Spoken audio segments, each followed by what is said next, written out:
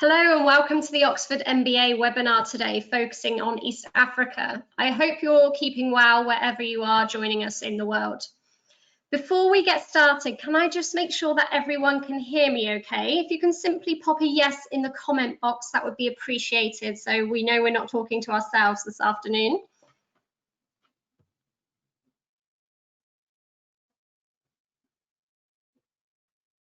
Great, a few yeses are coming through, so thank you for doing that. So my name is Corinne Young. I'm one of the recruitment and admission managers for the Oxford MBA. And with me today, I'm joined by my colleague Tammy, who is our Africa Initiative Manager, and also some of our alumni based in Kenya and Uganda. I will introduce them shortly. So during the webinar over the next hour, we will briefly discuss the Africa Initiative with you as we provide an overview of the school's commitment to the continent. And also we'll briefly share some details around the Oxford MBA programme and what you can expect should you come to us. We'd like to spend the vast amount of time today speaking with our alumni to discuss their experiences in Oxford. We won't talk too much into the application details because that is listed on our website and we can have a post conversation with you after the webinar. But we will discuss some of the application details within the Q&A with our alumni as well today. Dependent on time, we will try and get to some questions today from you. So as we go through the webinar, if you have a specific question, please do type that in the Q&A field. If we don't manage to get to answer your questions today, then we will follow up with you post-webinar. So please do keep those coming in and we'll get back to you. So for now, I'd like to hand over to Tammy, who will share some details with you around our Africa initiative at the Business School. Great, thank you so much, Corinne, and welcome to everybody for joining us today. I hope that you are all well and all safe during this very, troubled time. But I hope that your families are well and that you're all working together to try and tackle some of the big issues that are facing the world. As Corinne had mentioned, we're looking forward to this session, and we're going to chat a little bit more around the Africa Initiative, which I focus on. So when I speak of this Africa Initiative, it breaks down into a number of different parts. Number one being the investing in talent from the continent. So if you were to look at the percentage of African students in MBA programs around the world, that percentage is generally only about 2%. So only 2% of international programs generally have about 2% of their class coming from Africa. And for us, and for the Dean of the Business School, Peter Tofano, he felt that that number was not representative of the talent on the continent. So therefore, he made a pledge back in 2014 to have at least 10% of our class coming from Africa. Many years ago, we used to only average around 3 or 4% of our class from the continent. So for us, it was a huge aim and definitely a big goal that we had to really, as a community, work towards. That meant that not only did we want just a larger percentage of the class coming from Africa, but we wanted to ensure that there was really strong diversity coming from Africa, which meant having a number of different nationalities represented, ensuring that we're focusing on a very strong gender representation. In fact, of the current Africa cohort, 54% of all our African students are women. As well as ensuring that we were able to support a number of candidates actually in Africa. So the diaspora is a key focus for us, but it was also critical for us to ensure that those candidates on the continent had the opportunity to come to Oxford. It also meant, therefore, that we had to ensure that we had relevant content on the MBA program. We wanted to make sure that we had African electives and case studies, speakers, events, engagement, that we could really ensure that our African students were able to contribute to the classroom discussions, but also be able to learn about some of the amazing things that African thought leaders are doing in Africa and be able to take that back to Africa. And so therefore, we also focus quite a bit on how we strengthen and expand those opportunities in Africa, both for students, alumni, and corporate partners. On the next slide, you can see some of the different activities that go into our Africa initiative. We recognize that in order to have a larger percentage of the class coming from Africa, we had to ensure that we had substantial funding. So over 65% of our African students in the program this year and previous years have received a scholarship. Those scholarships have been part of the schools initiative within the Saïd Foundation, but also through working with different corporate partners that would like to ensure that they could support candidates that are looking to come study at Oxford and return. I'll show you a little bit more around the different scholarships available. As I mentioned around the content, some other critical pieces for us were big events and distinguished speakers. So we run the Oxford Africa Business Forum every year. It's an annual event that has been running for 11 years. And this forum is a great way to bring thought leaders, alumni to Oxford, be able to share these ideas with the wider network. And it's very much something when students ask us why are we having this Africa focus, and it's very much about how do we educate the non-African students about the opportunities in Africa. So through these events, through having different distinguished speakers, we've had heads of state, CEOs, entrepreneurs coming to Oxford. It really allows those different communities to be able to engage with each other. We have a number of case studies and research that is done in Africa, so we're able to mainstream some of the African content into these electives, as well as then dedicated Africa electives. So we have 3 focused Africa electives. One is our international elective, which is hosted in Africa each year, where about 60 students will travel to Africa and spend about 10 days working with different African companies that are working across the continent, as well as be able to speak to people on the ground. And then we have something called the Oxford Africa Business Alliance, and this alliance is a really great network of students, faculty, staff, individuals from the wider university to come together and be part of a network that will able to drive some of these initiatives forward. So it gives a platform for students to share those ideas, as well as to engage with faculty that are able to drive some of the research opportunities. Some of our students can talk a little bit more around, say, perhaps the treks that they've been involved on when we've taken students out to Africa and connected with different companies, as well as being able to get more of a cultural experience, which is especially useful for some of the students that have never been to Africa. Our alumni chapters, we have alumni across the continent, and I'll let our alumni talk a little bit more around the networks that are available to them. When looking specifically at the scholarships available, as I mentioned, we have substantial funding that goes into different scholarships. Some of the scholarships are partial scholarships, some of them are full scholarships, some require additional applications, and some are more just, you would be considered automatically based on your nationality. This is not the full list of scholarship that are available, but it's quite a comprehensive list of the different kind of scholarship opportunities that you can look at. I would recommend that you go to our website and you can look through all of these different scholarships. Some that are quite significant that I'd just like to mention is the Africa Dean Scholarship. So as part of the Dean's commitment to this Africa piece, him and his wife personally fund a scholarship each year for an African candidate. And I think that is really reflective of his commitment to ensuring that we're able to support more candidates to come on the program from Africa. We have other scholarships, which is the Oxford Grace Lake Scholarship, which is funded by one of our alumni. And we have scholarships that are fairly new, which is the Oxford Adara Scholarship and the Any Oxford Africa Scholarship. The Adara Scholarship is exclusive for women from Africa, again, to ensure that we're able to support more African women looking to come on the program. And the Any Scholarship is a new scholarship that is a full scholarship, includes living expenses and tuition fees that is for the next 5 years.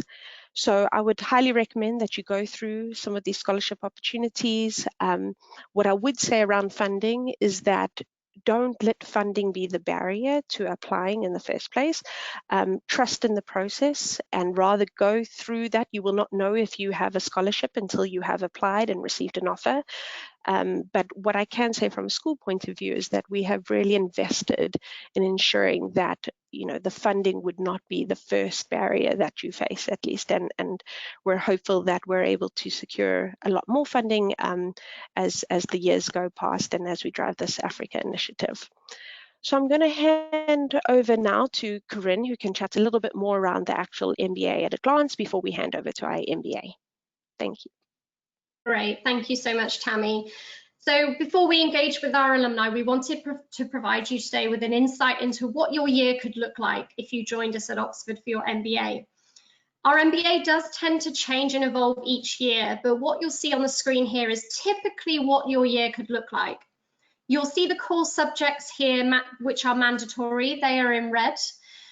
But you can also tailor your experience with internships, international electives, various projects and electives. These are very useful for those with specific interests and passions in certain areas such as private equity, entrepreneurial finance, marketing, real estate, just to name a few. There's a wide array of different electives and courses on offer to you. There are many more details around this on our website, so I would encourage you to look at that, but also to get in touch if you want more details on these. On the next slide, you will see some statistics and ranges regarding our Oxford MBA class profile. So there are ranges here listed as opposed to averages, which you may see on our website. So I hope these ranges are helpful to you when assessing your own profile and eligibility for the Oxford MBA programme. Great, so now, as we mentioned, we'd like to hand it over to our alumni. So it's a pleasure to have 4 of our valued alumni from East Africa joining us today. You'll see their details on the screen now. And I'd like to welcome them today by inviting them to turn on their web cameras so you can see them.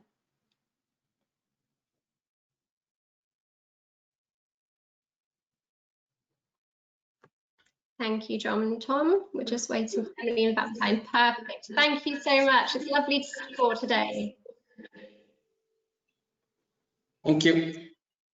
Nice Thank you. So before we go into some Q&A and discussion, it would be great to have a brief introduction from each of you. So John, if you'd like to start, it would be good to hear more about who you are and what you're currently doing. All right, so John, I attended the Saïd Business School from 2016 to 2017. I've also just finished my MBA at the Kennedy School. So I'm a consultant. I do a number of, I'm a freelance consultant doing a number of things, but I'm also an entrepreneur. I'm running a number of companies back home, but I also own a startup in the UK that's supporting African countries in the aspects of green finance and helping them to transition from a brown to a green economy.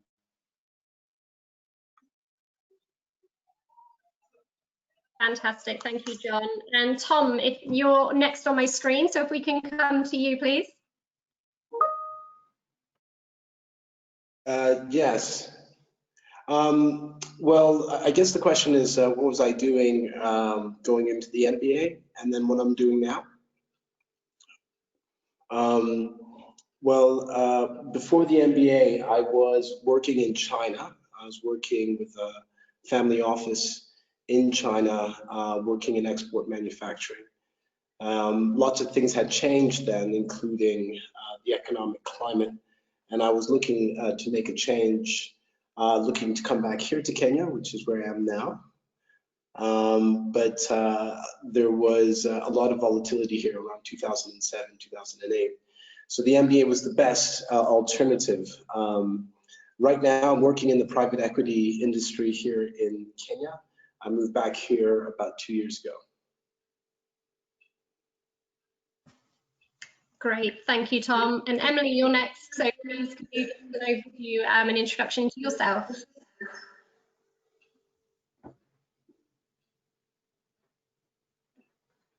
Oh, we can't seem to hear you, Emily.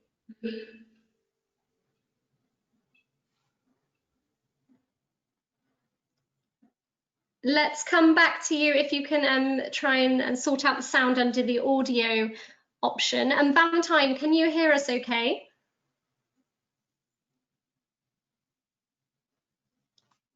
I think we may have some audio issues there as well. There we go. Valentine should be working.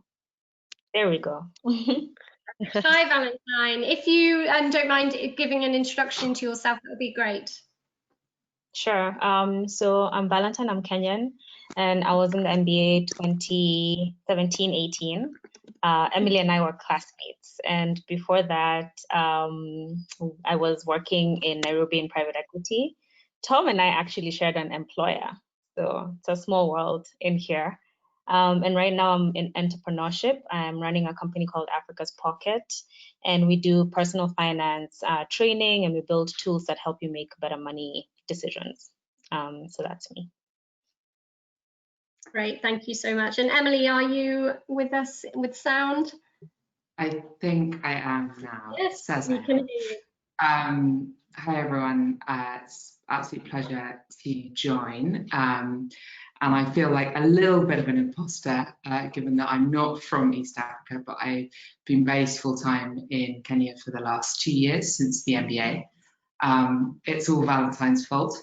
I think we'll get into it in a bit more detail later on in the call, but I first came to Kenya when I was during the MBA program as part of the student track. I now work as a consulting full-time with a financial advisory and management consulting company called Open Capital Advisors. And we're based in Nairobi, but also offices in Kampala, Lusaka, and Lagos. Prior to the MBA and Oxford, I worked in London, predominantly in the field of social entrepreneurship and NGOs, working with communities facing educational disadvantage in London, and also some sort of aspects of social investment, etc. there as well. So looking forward to the conversation. Great, thank you so much. And thank you all for joining us today and giving up some time to share your experiences with our prospective applicants and incoming students that are joining us today. So I'd like to kick off our Q&A by coming to you, Valentine, first. So entrepreneurship is a key focus of Oxford Saïd. For you, what is key during the program to dedicate to if you're interested in pursuing an entrepreneurial passion, and also what resources are available to you? So in terms of the resources that were available, I was part of the seed fund, which was a pretty good group of people to be with during the MBA. First, the network was really strong. So these are the people who are helping me now when I'm raising funding for my own business. The Oxford Foundry was really, really closely tied to the Oxford Seed Fund, and the Oxford Foundry has opportunities for funding and for incubator type services. So that was super useful. And then in terms of the actual classes, I think the most useful class I took was with Thomas Hellman, Entrepreneurial Finance, which was just an interesting view of finance from a different perspective. Having myself come from a finance background, it was really useful to be able to see it from a different perspective and look at venture capital differently. And then I'd say that I think the class was another really big resource in terms of just having people to bounce ideas off of. And over the last 2 years in building the business, it's like my classmates have been extremely useful in helping me, and Emily knows she's been my guinea pig, in just helping me concretize the path that we're taking, in stretching business models. You know, we've even gone to a situation where we have a relationship with Open Capital, which is where she works, and you know, with other businesses that other alumni work in. So I'll say from an entrepreneurial perspective, the Oxford Foundry, the Oxford Seed Fund, of course, the Entrepreneurship Center, which kind of ties all of these together. And then some of the classes that we took were super important, but the biggest gem has been the class. Thank you for sharing those insights. And I know we've got a few questions around the diversity coming up as well, so we'll share some more details with you on that.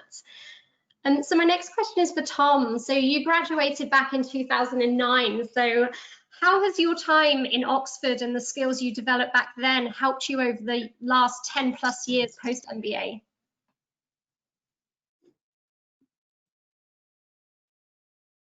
Okay, great. I think there's two aspects worth covering. One was it helped me fill in a lot of gaps, and in doing that gave me confidence. the economic climate then was a little bit like it is now, and it was very difficult to get roles. But some of us were successful, and I think just to follow on from what Valentin has said, some of my time with I think Pamela Harrington and the school foundation and some of the activities there give me a niche. I was also looking to get into banking, and you know, all the banking slots were taken up by banking executives coming to tell us about what was happening. It was fascinating to read, to listen to, but they were not hiring. So I was able to carve out a niche, I guess, in looking at impact investments, and I was able to work with a hedge fund that was building an impact private equity vehicle in the West End of London. So that was great. Going forward, I plan to go to the UK for 1 year, but I met my wife there too. So I guess I did the triple jump in that I changed industry, I changed geography, I also changed marital status. And that's a little bit of a joke, but it did mean that I spent more time in the UK than I initially planned. And following her career as well, as we moved up from Oxford and London to the Midlands, I was able to use some of the strategy work I'd done with professionals like Mark Van Treska, who's still there, to help, I guess, with my new role in corporate strategy at Jaguar Land Rover. So all these things I think have been very, very helpful, and those skills I think were both, learned in the classroom, but also, you know, outside the classroom. This complement of the colleges and this extra experience where I met my wife. So I think there's a lot there in terms of the skills that I've learned, both hard and soft. That's a great story. So thank you so much for sharing the song. So Emily, my next question is for you. So as someone not originally from Africa, what influenced you during your MBA to work in Africa post-MBA? So I kind of joked in my introduction that it's all Valentine's fault, and there is some truth in that. So I came to the MBA with a plan, I guess, to maybe a little bit amplify and make a kind of incremental change to the career I'd had pre-MBA. So I think in my like entrance application essay, I talked about maybe going into social investment. So I'd worked for a social enterprise that had taken investment, so maybe I would like think about investing in social enterprises. And then I got to Oxford, and after about 3 weeks, I think I just kind of mentally tore up that plan, chucked it out the window, and just dove into every experience that was on offer. And I think one of the things that came through very, very clearly for me in that was that so much of what seemed to be on offer to me in terms of the companies that were coming to recruit on campus, in terms of kind of the experiences that were available, if I just went 1 degree beyond my own experience, just did not feel transformative, did not feel exciting. I remember there was a presentation from Amazon and they were talking about the excitement of like telling people what type of toothpaste to buy. And then you have kind of, you know, people like, you know, Valentine and Tom talking about, you know, the opportunities. Sorry, John, we haven't met before, but I know Valentine and Tom quite well. You know, talking about the opportunities that exist somewhere like Nairobi or Kigali, where we also went on the trek, and the range of businesses that we met on that trip, everything from drone companies to, you know, distribution of Safaricom SIM cards and everything in between. And suddenly you go, okay, I don't want to sell toothpaste. You know, it might be Amazon, but I still don't want to sell toothpaste. So I think for me it was just really taking myself out of the environment I'd been in before, being, you know, as Tom said, he talked about the colleges, that experience of being surrounded by people from so many different academic disciplines, so many different perspectives on the world, both in the classroom but also in college, you know, in sports teams, extracurricular and stuff. And I think that made me very strongly believe I wanted to be in a place and be surrounded by a similar network post-MBA. I didn't want to leave that in Oxford. And I think when I sort of experienced the Africa Business Forum that Valentine was part of the organizing team, and was just an absolutely extraordinary event. And also, you know, the track that we went on, I kind of felt like I'd really found it. And, you know, I honestly didn't have a brilliant plan. I'm not sure I have a brilliant plan now, but I think one of the amazing things about Oxford and the network that I have coming out of that is I feel much more confident in myself not having a perfect plan, because I have this incredible group of people around me who can kind of guide me in my planless state and kind of give me direction and input as I go along. So to give you an example, you know, I did all of my recruiting for Open Capital Advisors remotely, which now feels like kind of a weirdly sort of prescient thing to have done. But I had so many people in the class who had relationships with people in the firm who I could speak to and kind of sense check my choices and my recruiting choices. So I think it kind of, you know, Mark Van Trasker would talk about it as like a decentralized plan or some kind of like decentralized network of innovation or something. But for me, it was just that I had an amazing group of people around me, and that gave me the confidence that even if this wasn't perfect, even if this wasn't the perfect city, wasn't the perfect job, I would be able to figure it out from there. And I think that was a mindset, I guess, coming out of Oxford, which I've really tried to sustain and carry with me. Great, thank you so much for sharing that, Emily. And John, I'd like to ask you around the Scholes Scholarship. So you were successful with gaining a scholarship during your time at Oxford. So can you talk us through what the Scholes Scholarship is, and also how you benefited from that network and the support provided during your MBA journey?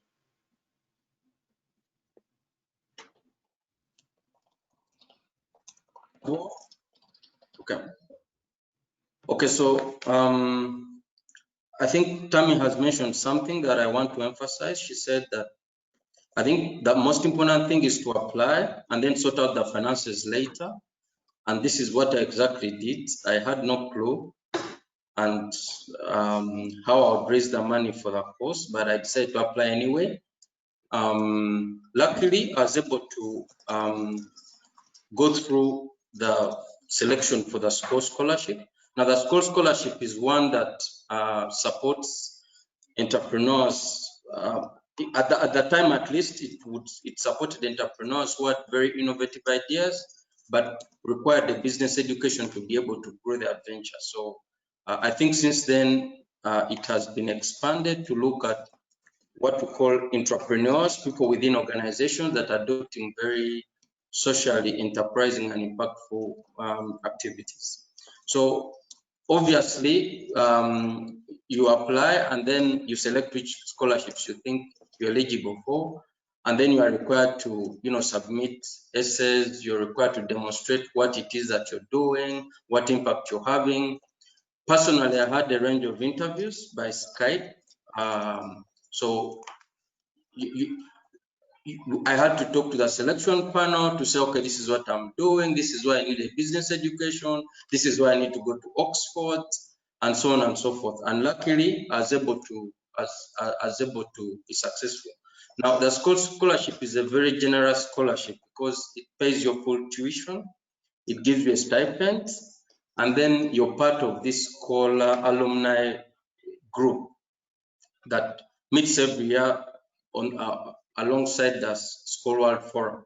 So you build a family for life, and for me this is very important. So every year we look forward to attending what we call the School Summit.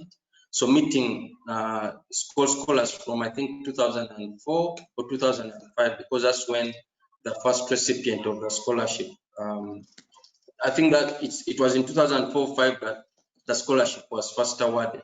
So it's been a very interesting journey. I've met very interesting people who are doing very amazing things, and I'm grateful that I was able to get this scholarship. So for people who are doing interesting things, I would say please as you apply for the Oxford MBA, you need to keep that at the back of your mind. Which scholarships do you qualify for, and how do you position yourself? It doesn't help to simply apply for a scholarship because you need money. Just make sure that you actually fit the criteria and that you can be able to justify why you think you need to be supported. And I mean, I don't want to talk about my experience at Oxford, but it was amazing.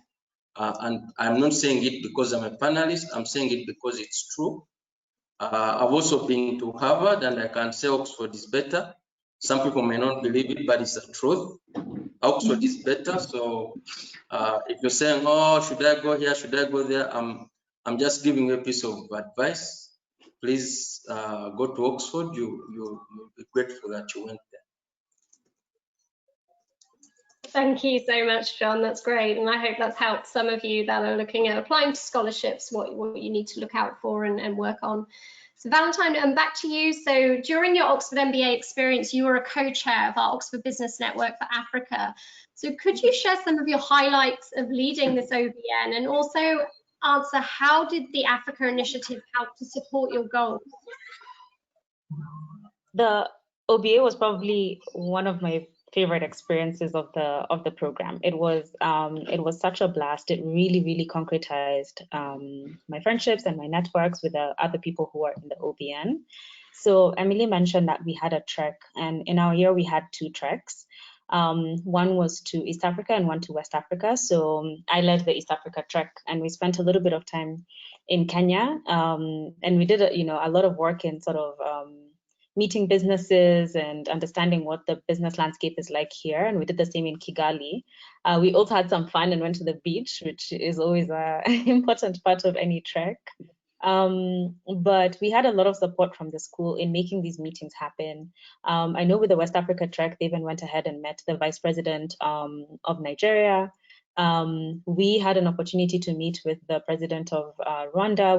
Our scheduling didn't work out, but the school was extremely supportive in opening those doors, in kind of making sure that we had access to a wide range of opportunities. And when people came for these treks, they really got to understand what it means to do business in Africa. And that was, sort of just before we had the Oxford Business Forum for Africa, which is the conference that happens around March. And it was such a good prelude because we were able to tie the 2 experiences together and see, okay, this is what's actually happening on the ground. Now let's come and have conversations about how to improve some of those things, or how to deepen some of the initiatives that are already happening that are working really well on the continent.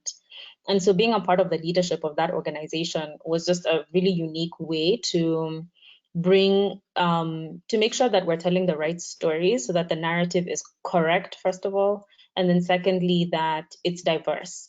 So my co-founders were from South Africa, Nigeria, and then myself from Kenya. And that meant that we had a really nice overview of what was happening on the continent. And our grasp of sub-Saharan issues was really strong. So being able to just rely on Tammy and the team to bring that conference together, to put the treks together and make sure they were high quality, that they were really extensive, was probably one of my highlights of the MBA. Like, it's my top 3 experiences of being on the MBA, overall. So would really recommend that you actually go. I actually didn't know that there was a business network until I applied. So it's good to know about that in advance, because it's a really important part of the experience as an African student, or a student interested in Africa. Thank you so much for sharing that, Valentine. And so, Tom, you've worked in multiple cities all across the world. So how have you since stayed involved with the Oxford community, and what benefits has that network provided you over the years?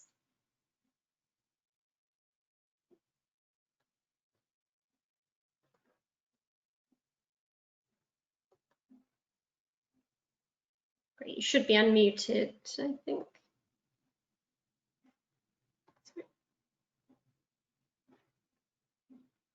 You just try and click unmute. Okay, I think now we're working. Okay, good. So I stayed in the UK for about 10 years after my graduation. I did move around in the UK a bit. As I said, I was in London at first, and then moved back to Oxford, and then went up to the Midlands. In all those areas, Oxford was really accessible for me, and I'd go back for all the usual fixtures during the year, including the Skull Forum or the Africa Business Conference.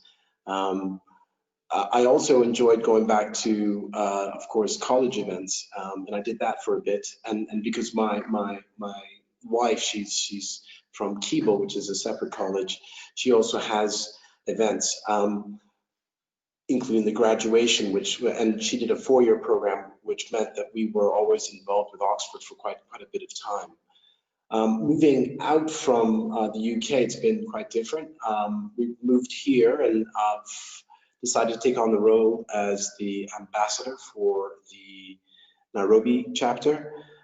We have not been able to evolve from there, but we do have, I think, quite a few people who are at least subscribed to our communications channels and participate in at least, we've had 2 events. So in terms of what this network allows me to do, it gives me license to try to throw a party. And we got together with a former Oxford, different programs, but Oxford graduates and also Cambridge graduates. It's the Oxford Cambridge Society that's here that we're kind of leveraging. And hopefully one day we will have a Nairobi chapter. So it's been great. I've met a number of people in Nairobi and beyond who are part of Oxford and also the Cambridge and also other universities, MBA programs through, I think, this network. And it's been a great way, I think, to continue to stay, I guess, sharp with the latest of literature when I have the time to read it. But more importantly, I think the business connections have always been just often the right one at the right time. And it's not something that requires effort. It's something where I often go to seek advice, and then usually I'm signposted to somebody else who can provide at least the right kind of input. Thank you so much, Tom, for sharing that. So Emily, there's such a wide variety of ways to tailor your experience to your interests and passions, and some of those have been touched on today. During your time in Oxford, you co-founded the Future of Business podcast, which is now in its 3rd year, but you've also participated in Mint, which is our impact investing network within the MBA community. So how did you approach all of the different options on offer to tailor your experience, and how did you choose to get involved in the ones that you did?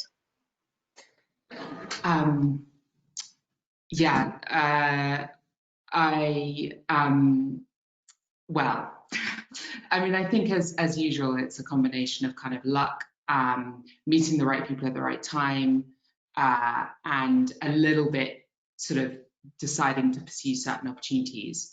The podcast came about because, this sounds like I'm making it up, but it's true, because of a conversation I had on night 2 of launch week with 2 people who became very good friends in a bar, and you're trying to find things to talk about that aren't, what did you do before your MBA, what college are you in, like the standard boring intro questions.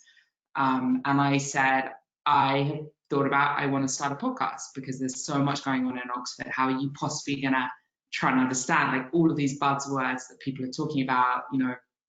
Blockchain was like a big exciting thing, and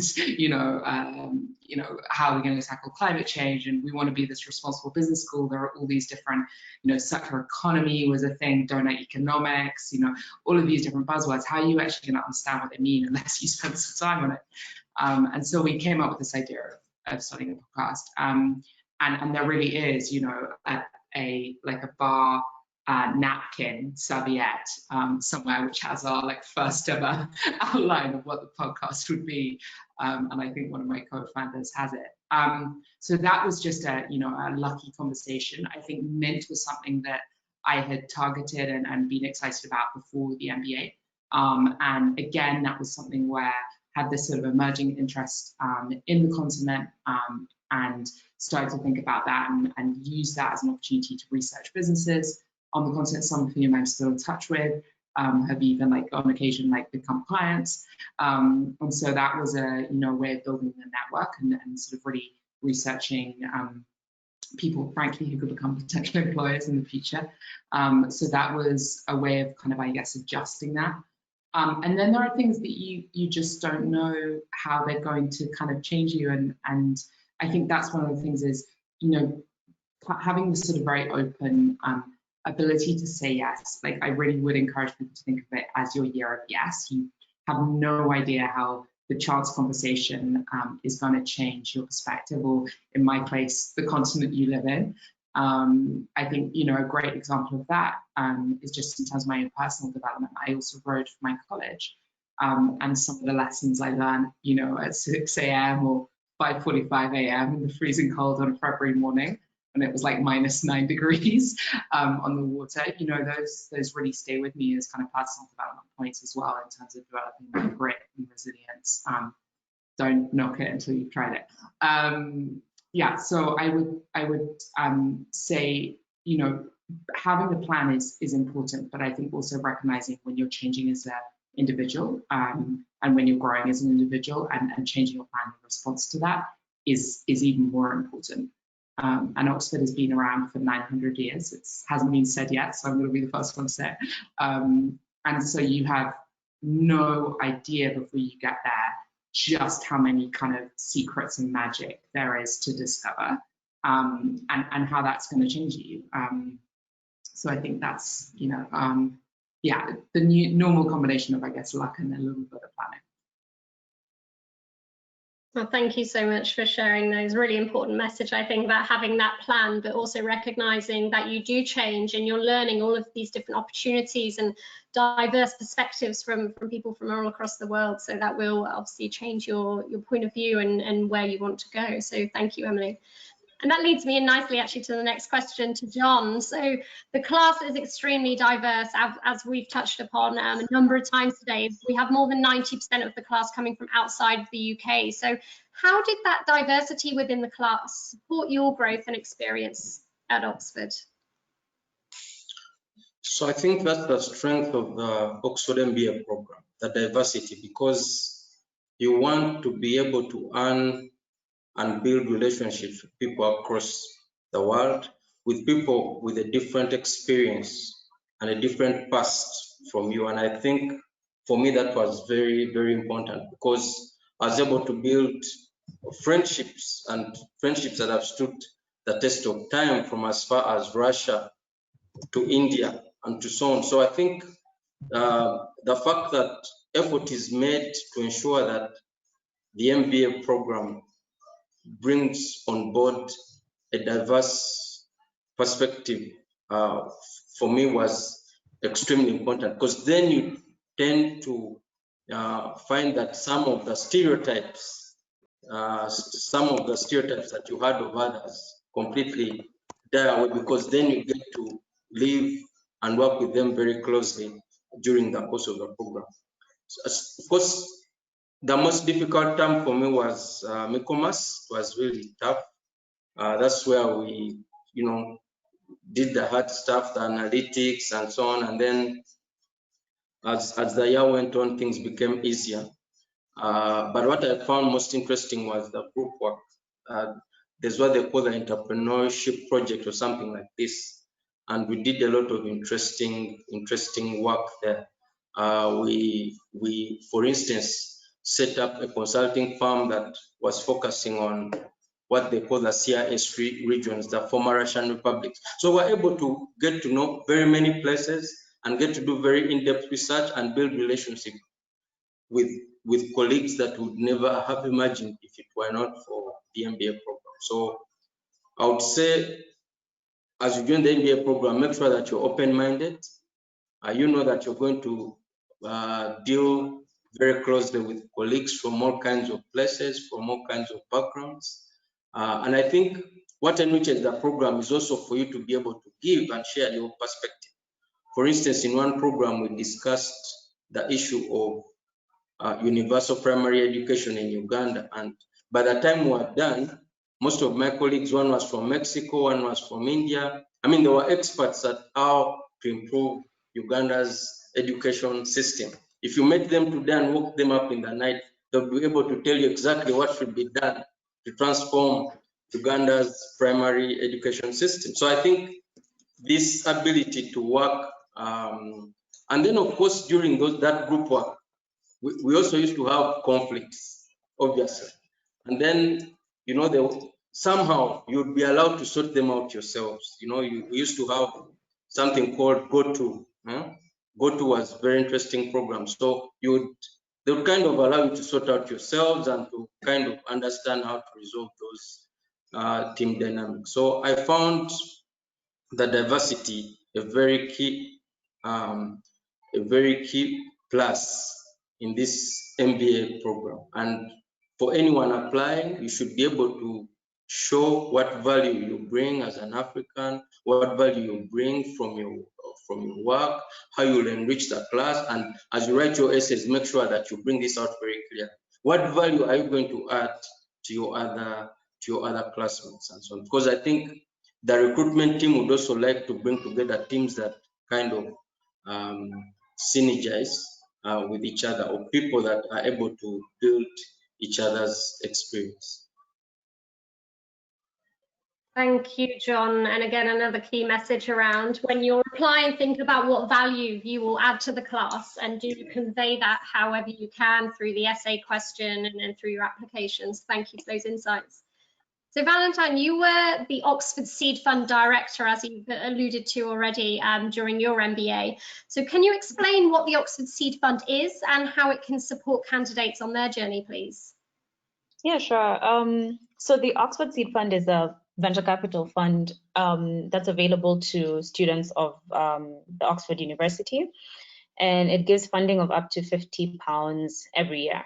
So the seed fund is actually student-led. So we make the decisions ourselves. We have a board of advisors who kind of, you know, guides us here and there, but really it's student-led. And during my year, it was 9 of us who were looking at probably 300 or 400 different applications.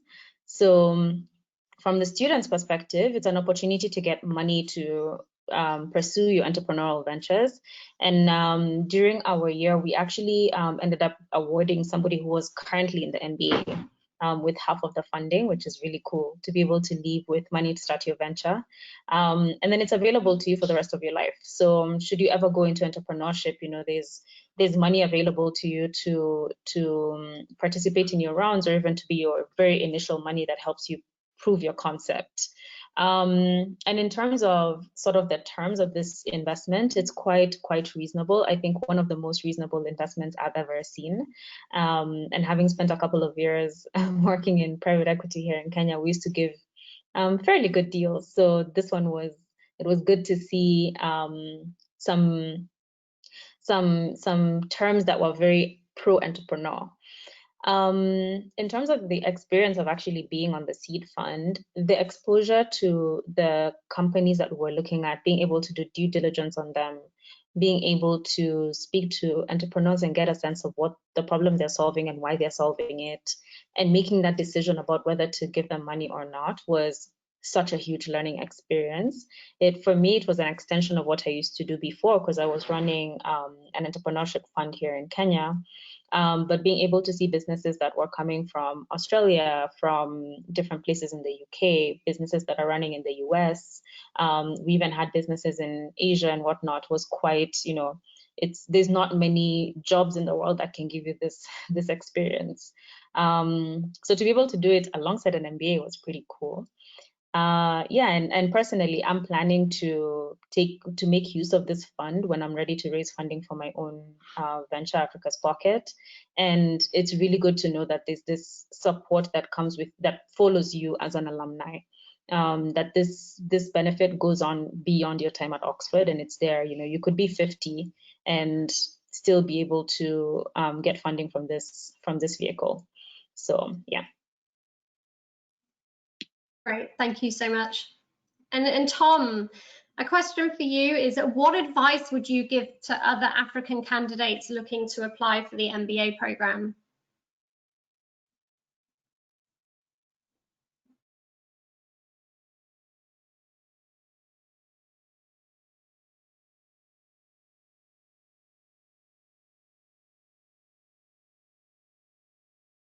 Sorry, I seem to struggle with this. Pardon me. The advice I would give is to plan and plan enough to have flexibility. What do I mean? I think there's a lot to do in 1 year. I think going through the coursework, trying to figure out your next career, and then also trying to take in what is the Oxford University is daunting, I think, for 1 year. So there are ways in which you can try to prolong your time, like I did. But I think going in, you can think about 1+1 programs, and I think they provide an opportunity to work deep within a master's degree in a particular discipline that's probably akin to what you know, and then supplement that with a business degree just to round it out. I think that's a lot of there's a lot of value in doing that. The second thing is, in thinking about that, is you know, the UK is thinking about leaving Europe, and it's still up in the air. I still remember there were a number of events and competitions that took us to continental Europe, and visa issues can be a problem. For me, it came up as a problem because I had to change my student visa to a work visa, and it just created an issue to then get the Europe visa, the Schengen visa, so that I could do work just at the very beginning when I finally finished up my MBA and started working. So these are problems which I just didn't think about, just simple kind of logistic problems, which I think would be worthwhile to think about. And so trying to make sure that you have the facility to travel, especially under current circumstances, would be ideal.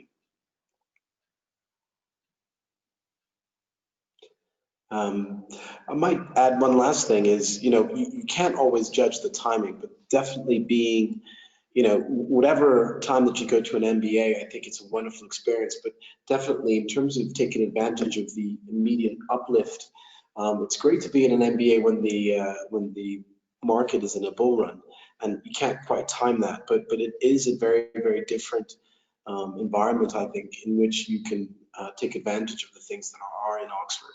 And also the kinds of careers that will give you something to do immediately after. So do plan for flexibility. Great, excellent. Thank you so much, Tom. I think we've got just a few more minutes for a couple more questions. It would be really great if you could all give sort of one piece of advice for those candidates that are in the process right now of applying, but if you were to give them a piece of advice on how to position their application when looking to submit their application, what advice would you give? Valentine, do you want to start?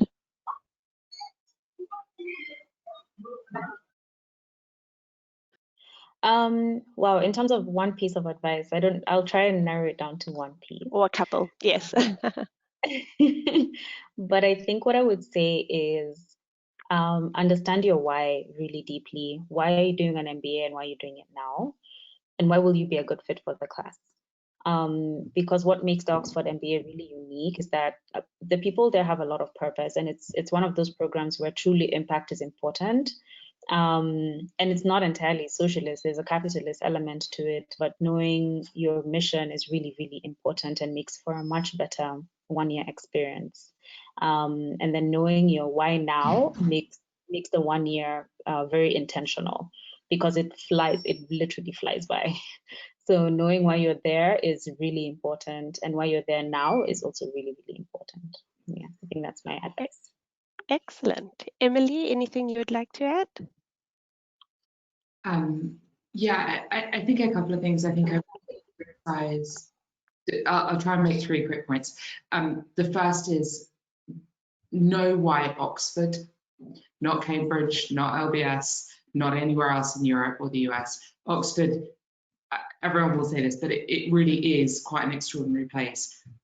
Hustle people on LinkedIn, reach out to alumni, like happy to be reached out to. You know, ask us why Oxford is special and make it clear why you want to go to Oxford. So I think that's the first thing. I think the second thing is make it clear, it's been said a couple of times, but just to emphasize what you will contribute to the class. And that doesn't have to be what anyone else is going to contribute. Oxford, I think one of the most special things about the class Valentine and I were in was just how diverse it was. We had journalists, we had doctors, we had a fashion photographer, we had athletes. You know, it's an extraordinary range of people. Know yourself and own that. And Oxford will see the value in that. And I had one other quick piece of advice, which is just really do your homework. Make sure you've prepared yourself, make sure you've prepared your referees for the application process. There's a ton of materials online. Make sure everyone's read everything. And don't skimp hours on the GMAT. It's the other thing. Excellent advice. And John, any piece of advice for somebody in this final sort of time looking to apply? So I think my advice is focus on three things. Focus on the GMAT, the essays, and your referees. These are very important. Many people focus on the GMAT and then ignore the essays and so on, and then they are not able to give a very complete story. And then some people focus on the essays and ignore the GMAT, which does not really help. So for African students, I think we need to work very hard on the GMAT because, you know, we don't have at our disposal as many resources as our counterparts in the other parts of the world. So you have to work really hard to be able to get a good score on the GMAT. Now on the essays, you shouldn't write what you think the admissions team wants to hear. You need to be able to present yourself honestly and be able to show, as I said earlier, the value that you add to the class. Don't just go online, look at what others have written. Don't hire an essay writer or something like that. This won't work. Do it yourself and make sure that whatever you write, you can be able to demonstrate in an interview at a later date. Excellent. Thank you, John. Yeah, I think that's a really important point to have a consistent sort of message and really showcase who you are, what you bring to the table and what you're passionate about. Tom, I know that we already asked you a bit of this question, but any final piece of advice for any candidates looking to apply?